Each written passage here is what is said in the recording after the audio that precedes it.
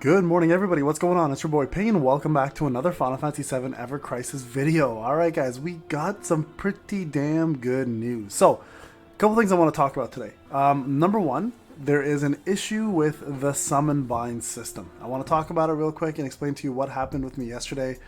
So, I'm on my free-to-play account. I was trying to get Hellfire.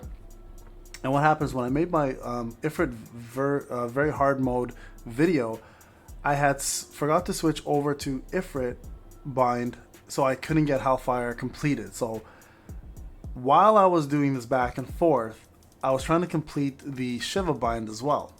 Okay, so if you're doing two at a time, it's a problem.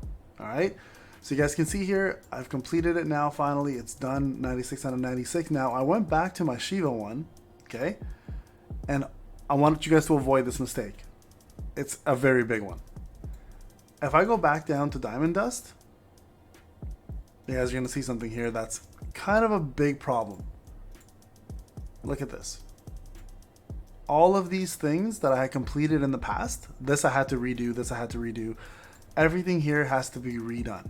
I had completed the 50 synthesis, I had completed giving the memories, I even completed these things, I had the dungeon done, I had the co-op 300 stamina completed. I even did this here because I've done like 20k worth of stamina completion already in solo.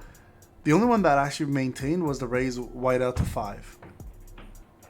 So if you're switching between binds, just note that if you haven't completed a bind completely, you're gonna have to start over. Now I don't know if this is a glitch in the game or if this is an oversight, but it's pretty damn annoying to have to redo all of these again.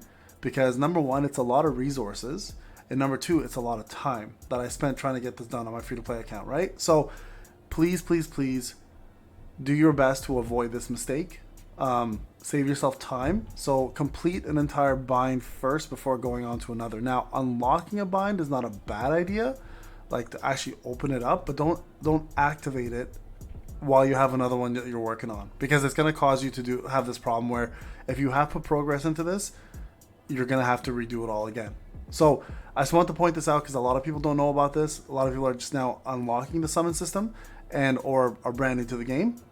Make sure you finish up, for example, Hellfire in my case, and then move on to Shiva's Diamond Dust after that, or whatever, if you want to do Judgment Bolt next, whatever the case may be, right? So just note that. Secondly, I will probably be doing a very hard mode Shiva very soon, probably in the next day or two, maybe even today, at 101 power versus 190 something or 180 something or whatever she's at, right? Let's go take a look. Take a quick look here, and we're gonna move on to something else really quickly after I have a look. There's a couple things that are coming down very soon that I want to talk about and to give my thoughts on, and one of those things are actually going to be related to the summon trials. And something that my Discord and I have been chatting about and hoping for, and looks like it's coming true, which makes me really happy. So look at Shiva here. She is 185k. So we're going to try 101 versus 185. Now the only thing with Shiva that we really need is a magic attack down. I have that with Tifa with her tiger gloves or tiger fangs, but unfortunately they only are currently mid potency. So it's going to be a lot harder to reduce that magic attack down to where I need it to be with that, unless I have it at high potency. So we're going to try it anyway, see if we can handle it, and then we're going to move on and talk about the next thing, okay? And the next thing is actually in the notices. So there's two big things that are happening right now. Number one, brand new chapters are being added for First Soldier. And this is where Sephiroth will actually drop. So what is that, tonight or tomorrow? Tomorrow at 10 p.m. Eastern time for me, Chapter 5 will be available with the release of new chapters and a playable character, and that's going to be Sephiroth. So you guys are aware, we get Sephiroth's character stream, Sephiroth's missions, we get memory packs to the shop, and then added high-level quests, character memory Sephiroth 1 and character memory Sephiroth 2. Now, I'm really hoping that these two here specifically are going to actually provide us with more storyline background of Sephiroth as a child, and that's what he is currently, right? Aeroglider added to the gear exchange, added Sephiroth's memory to the selectable memory exchange. Some of the Sephiroth's weapons have been added to the weapon exchange as well. Please check the exchange for eligible weapons. No Sephiroth exclusive weapons will appear in FS guaranteed 5-star tickets, just so you guys are aware. So feel free to use the ticket whenever you're ready. The content may be subject to change, obviously, blah, blah, blah, right? So this is huge. So Sephiroth is finally going to drop with probably a banner for the weapon that he currently has. I don't think this is, no, I know for a fact this is not the Murasame, so it's definitely a weapon that he's currently using now. His classical iconic weapon won't be released probably until the OG version is out. Some people think it's going to be a skin, some people think it's going to be the actual character. Who knows what they plan to do? Just note that this is not the Sephiroth that you think and love. This is a child version of him that you see in the storyline after chapter 4 of First Soldier. So now chapter 5 is releasing, and this is great. More storylines, more content, more blue crystals, more reason to level up your first soldiers, and now the addition of what everyone's been somewhat waiting for, and that is a version of Sephiroth that we get to play with. Okay, now the second thing, this one's huge for me personally, is co-op battles now for Ifrit.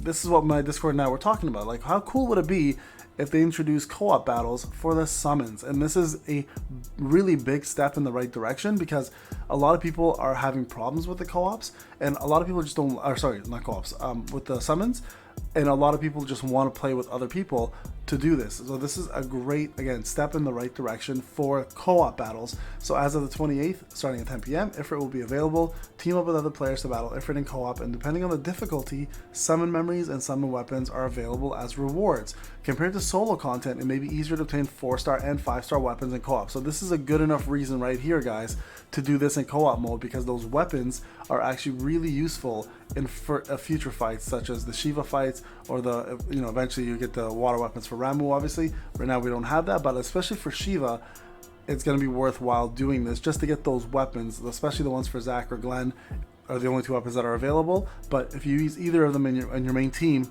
this is a great way to help. They can also be used as sub weapons for their R abilities. Keep that in mind. So even if you don't use Zack or Glenn, the weapons themselves do provide ice resist and I believe boost HP, if I recall. I'd have to go back and check. But you guys can see here, co-op is content that can be played together up to 3 players. Each player chooses their character.